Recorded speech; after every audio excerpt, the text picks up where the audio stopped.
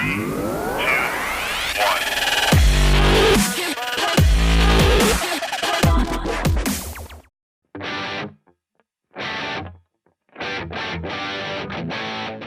guys, it's time for that Gen 6 Jet Dragster update that we've been promising you. We're going to walk you through all the way through the Gen 6 Jet Dragster chassis and show you some of the modifications that we've made, some of the body modifications. And so we're going to start right up here at the nose. But one thing that's really important to remember about this entire build is that the purpose of the Gen 6 car wasn't really to be quicker and faster than the Gen 5 cars or any of the other cars that we've had here at Larsen Motorsports.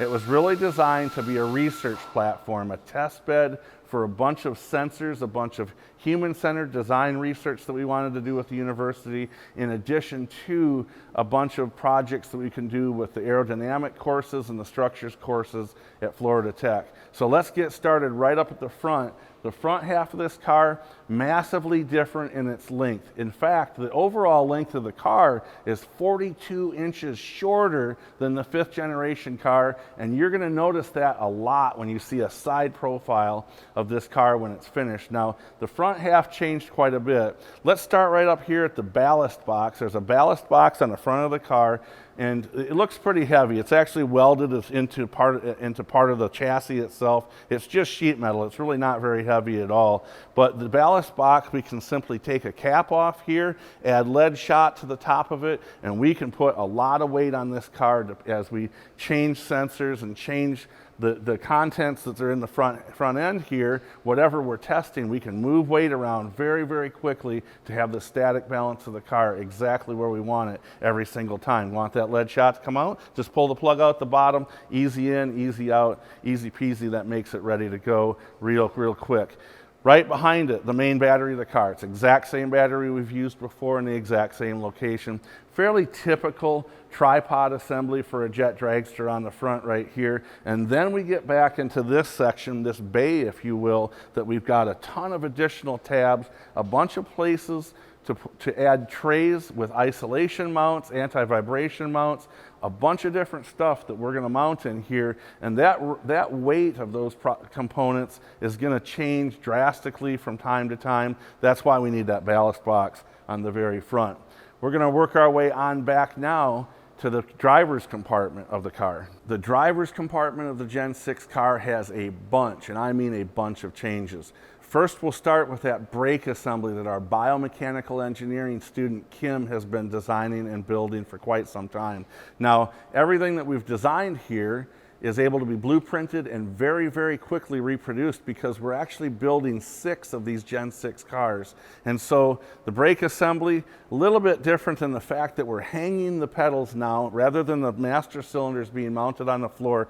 The pedal assembly now, and the master cylinders in particular, are higher than the brake calipers. That's going to help us with bleeding, making sure that we don't have to bleed the brakes as often as we did in the past. The pedal assembly, one of Kim's challenges was to make this and other parts of the driver's compartment fully adjustable in less than 20 minutes, we tasked her with, from one driver to another. And so she had to be able to adapt to from a driver with short legs or a short height in general to a driver with long legs or an especially tall driver. And so Kim made a pedal assembly with a bunch of different adjustments. It was pretty simple what she came up with here, and that was an assembly that had threaded weld inserts into the ends of this, and all Kim has to do, or we have to do, is pull some bolts, 2 bolts off each side, and this pedal assembly will slide completely back, completely forward, or any other adjustment there in between to adapt to the driver very, very quickly. We've moved the air around in the driver's compartment a little bit, and we did that with the firewall itself. Now, normally our dragster firewalls come straight up. In this particular case, you remember we talked about those NACA ducts on the front of the body not too long ago, and so with those NACA ducts, we've actually built another layer or wall of air here. So we've stepped the firewall forward, up, and we actually have a piece that helps support the body. The chassis looks really, really short here, right? But that's actually because of the way we've the configuration we've laid the upper frame rail in here, the body itself is quite a bit above the upper frame rail, and so we have some supports with that. Another big change here that you can see, we've added what might be called a knee bar to the driver's compartment. It serves a number of different purposes, but it's an added layer of protection for the driver, regardless what the incident might be, another added layer of protection. You're probably seeing a lot of this stuff happening in current design top fuel cars as well. The next spot that we've changed in the driver's compartment is an interior liner. That interior liner gives us a nice smooth surface to add energy absorbing foam that'll protect that driver in the event of an incident. The last spot that we're stopping in the driver's compartment is the roll cage itself. We've added an entire shield around the outside of the roll cage, but also that shield gives us great places to mount equipment, sensors, and that all-important energy-absorbing foam that's going to protect that driver in the event of a crash. We've made it to the back half of the car. Right behind the driver's compartment, one of the very first things you're going to notice are these tubes right here that we're going to mount an air scoop to. Now, the truth is the cars before didn't have a problem breathing. It's not like these are necessary and need to be there. However, one of the purposes of the air scoop is actually to add an energy absorbing layer of protection to the driver's compartment. It's another crush zone that we're able to utilize in the event of an incident. Another thing that this does, interestingly enough, is it changes the airflow just a few feet behind it at the fuel tanks, and we're going to talk about the fuel tanks in just a second. So one of the really big reasons for these air scoops was not necessarily to add performance to the car, but to give us the ability to mount sensors inside for aerodynamic research with the students at the university. The next stop on our tour through the Gen 6 car is the fuel tank and engine mount area of the car. Now, the engine mount itself is the exact same engine mount that we've used in the past. It's pretty simple. It mounts on top of the upper frame rail. There's a bolt that goes through, and then of course it mounts to the factory engine mount in the main frame of the engine. But what's different here is this profile of the chassis itself. You're going to definitely see that with a side profile of the car and compare it to that Gen 5 car. It's going to be very different, the profile of the chassis itself. Because of the triangulation of the chassis, it's much stronger and then much lighter weight on top of that. You're going to see spots here on the chassis, especially here in the back half, where we've added holes in the chassis, which isn't new for us. The Gen 5 cars were that way as well, to run the parachute cables, to run throttle cables, wiring assemblies. All these little spots that are throughout the chassis are specifically designed to be right beside the component that that wiring or that cable comes out at. The fuel tanks are exactly the same that we ran before in the Gen 5 series and actually Gen 4 series cars. There's no difference there at all. Now, there's a couple different locations that jet racers put fuel tanks.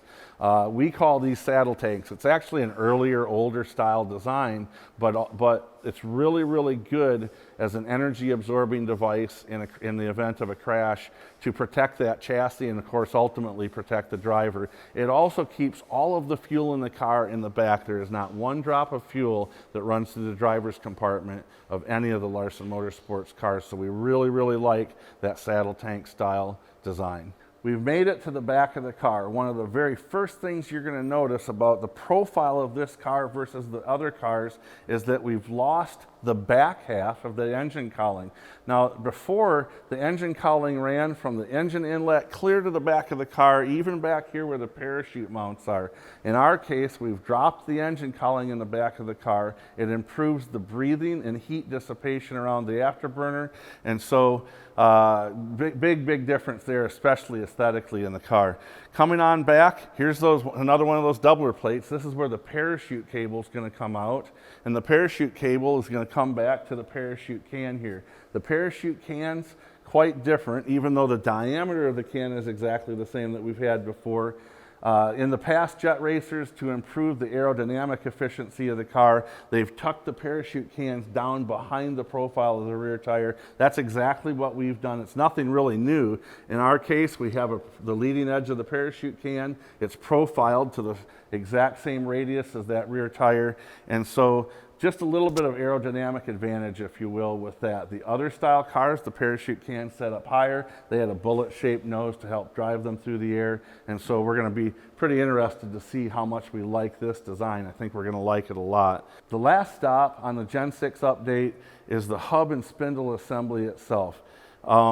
This assembly is simply a right front assembly off a sprint car. What we do is we take the spindle, stick it in the lathe, and we actually turn the kingpin boss off from it. It makes a really nice, clean, made to work together assembly that we can use on the back of the jet car itself. The hub assembly itself is fully adjustable for height. Now, we don't make a lot of height adjustments on the cars when we're running them from week to week, but one of the things that we have to be really cautious of is if the sanctioning bodies approve or disapprove a type of tire, we have to make sure that we have adjustability built in the car in case the diameter of that tire changes just a little bit, so we can make those adjustments, adjust the ride height of the chassis in order to be perfect every single time for the whole duration that we run the entire series of Gen 6 Dragster. The entire Gen 6 car has amazing attention to detail. If there's anything in particular that I'm really, really proud of, that's it. Will the car be quicker and faster than the other cars? I don't know. Honestly, by design, it was meant to be a research platform. So if it is, it's probably going to be by default. But this car is absolutely gorgeous. Attention to detail. Little things like these tabs to attach the tow line of the parachutes as they come down here, where before we would just simply zip tie around the chassis. They have thought of everything. I cannot wait to run this car. I think it'll debut in 2020. And I got to tell you, Miss Elaine is going to love her new hot rod. We'll see you next time.